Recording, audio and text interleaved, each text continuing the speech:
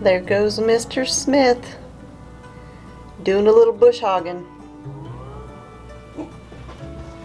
So we got the bush hog hooked up to the tractor when Mr. Smith got home from work tonight, and I was out there doing a little bit of mowing, but now it is dinner time, which you could probably tell by the tree shadows coming all the way across the pasture.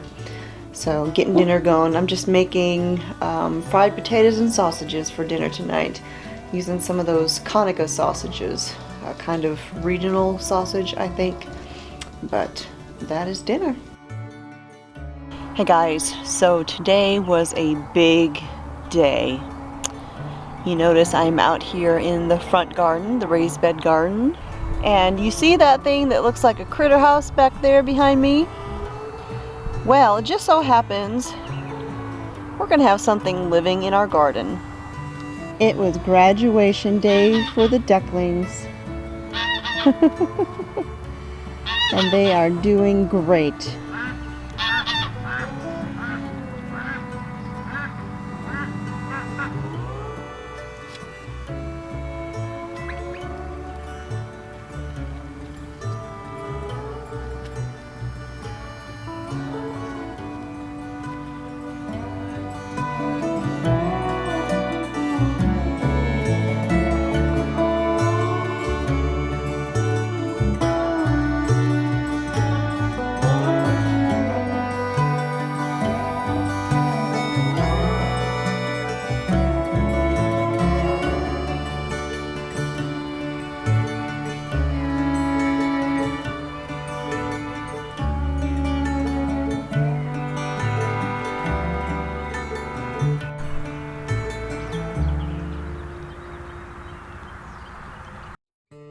Hey guys, so I thought I would do a little walkthrough of what we are now calling the duck garden. If you can see right back there. So we're gonna let the ducks live in the front garden. It's raised beds. For the most part, they can't do anything. They are reaching down into the cabbage and kale bed. I'm okay with that. I'm just gonna let that go to seed so I can collect the seeds for next year. The cabbage, I mean, it's gonna bolt anyways, but I'm just letting the ducks have fun with it. They're so darn cute. So, walkthrough of the garden beds. So I started working on the gardens, getting planting done about a week ago. So we are 1 week in of the 2019 garden, and so I just want to show you how we're doing so far. This is the tomato bed that I have out front. So this is one of my new raised beds that I built this year. So I have 3 Dr. Witchies or Wychies or Wykes, I don't know how you say it, tomato plants, and I'm training them up the stake. And I'll be pruning as I go to kind of keep them single stem. I've got purple basil planted in between all of these. These 2 over here are blue beauties. I think that's what they were called. Yes, blue beauties. They are gorgeous tomatoes from Baker Creek, but I forget the name of the farm that develops it. I will put it up here in the corner or over here somewhere when I look it up. Now this bed is connected by a cattle panel trellis to the long bed. Now on this side I have loofahs started, and they're coming up. They look like they're doing well, so I'm really excited. It's my first year planting loofahs. And then coming down on the other side I have sweet pea flowers planted, and they're just starting to come up. I see a few of them popping up here. I'm going to start down here on this end. This right here is some bee balm, and this is a perennial. It'll come back year after year. It will thicken up so you can divide it and start more patches of it. Now I'm noticing over here, I think that might be a loofah. I'm not exactly sure. I think that's a seed that got dropped. I might just leave it and see what it is. Kind of looks like a loofah, but I'm not sure. All right, moving on. I have some sage here. This is Blue Monday sage. It actually is a little bit of a flowering plant. It'll have pretty blue flowers on top. It's one of my new ones. Here I have some gorgeous cosmos that are starting to bloom. Aren't those pretty? Such cheerful flowers. Down in here I have some queen lime zinnias starting to pop up here and there. I had an issue with the cats getting in here and eating them, so I only have 3 of them left. I might have to find my seeds and plant some more. Over here I have some chamomile that is starting to pop up. Here we have some oregano. This is Tulsi, holy basil. This is pineapple sage. I love pineapple sage. Not only do the leaves smell like pineapple, now you can use this as a tea, but late in the summer, just before autumn, when all of the birds start migrating south and the hummingbirds start moving on out, these will get beautiful red flowers. I actually have an article that I wrote all about pineapple sage on my website. I will link it in a card and down below if you want to read it. Here I have another patch of cosmos that are starting to bloom. I believe these are rubinato cosmos, if I remember correctly. I have some thyme over there. Here we have some more sage. These are red roselles, or roselle reds. They were kind of struggling a bit. I don't know if they're going to make it, but they do seem to be getting some new growth on here now that I've gotten these mulched and this bed isn't getting as dry. So hopefully they can recover. Down here I seeded some Genovese basil and it's starting to pop up. These are Mazurkia zinnias. They're seeds that I got from Baker Creek. These right here are cosmos, even though the leaves look a whole lot different than those other ones.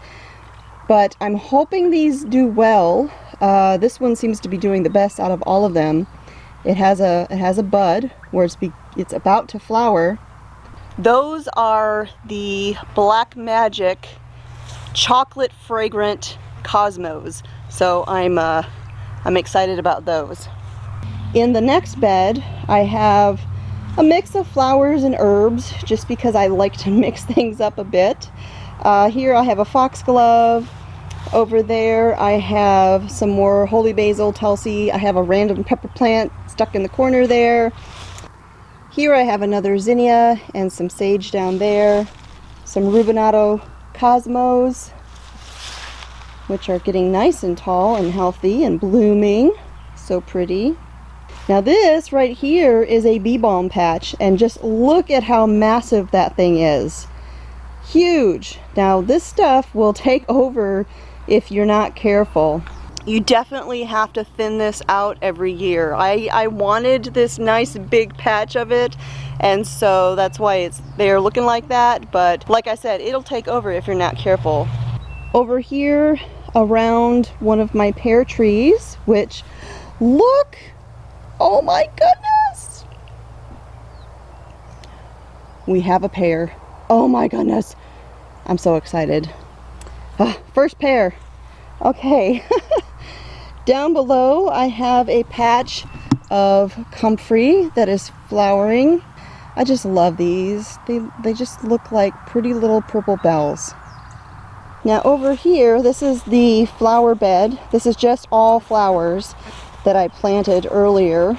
Poppies, lantanas, dianthus. We've got some columbines.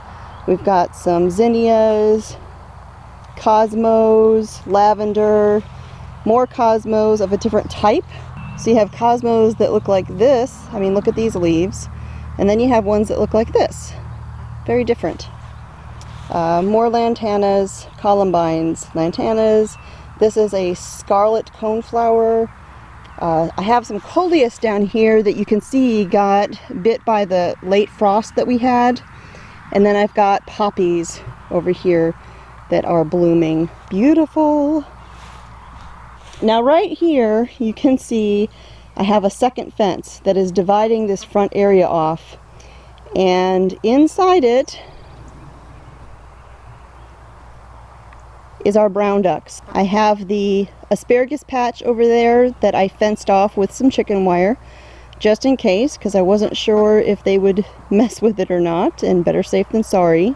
Now the reason that we have them up here, originally I had them out there in the cattle panel house, but it was time for them to move out. And when we did, we had them out there for a couple of days. It was a fiasco. Tank, our big white duck,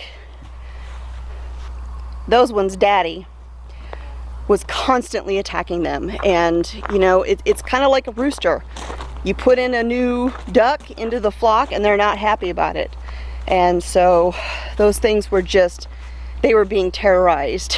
And to make things a little bit more peaceful around here, we gave them their own yard. But I told Mr. Smith, the next paycheck I get, I'm getting the materials so that we can begin properly fencing that front area, just like we have the big garden over here. That way the poor ducks will have more room. And I can put a hot wire along the top too to keep them safe. So moving on to the big garden. Over here on the end, I've started mulching. This is a little time consuming because I'm layering on top of the soil with a heavy brown paper, and cutting all the pieces is like a puzzle, and I'm having to fit all these around the plants, and so it takes me a good long time to do that. In the past I've used cardboard or I've used layers of newspaper. Honestly, I forgot to start collecting them. I start collecting them usually a couple months out, and so I have this huge supply of them to tap into, and I forgot. So the paper that you can get from the painting section at the hardware store, it's okay, but it's definitely not the best option, but it's better than nothing. I know I will have to do some weeding though. The mulch will keep a lot of it down, but I'm sure there'll be some things that'll pop up here and there. So, alright, so this is the big garden, and I will do the tour of this garden in the next video because frankly I'm being swarmed by mosquitoes, and it's getting pretty unpleasant out here. So yeah, we're gonna call this a video, and I'm gonna go in so I don't have to like get a blood transfusion or anything. The ticks, the mosquitoes, they are bad this year. I've been pulling ticks off myself every day. You know how that freaks me out. Yeah, part of the problem with the ticks is because we've had such a jungle of a yard, but Mr. Smith and I just got done picking up our John Deere. It is fixed. We found just this good old-fashioned country mechanic who fixed it for less than half of what John Deere would have charged us. I'm just saying. So I was already out here mowing this area up around the house, all the places that I walk to do chores in the morning, just because it was getting ridiculous. So, hey Nubsy! Hi baby! Yeah, they like having their jungle gym back.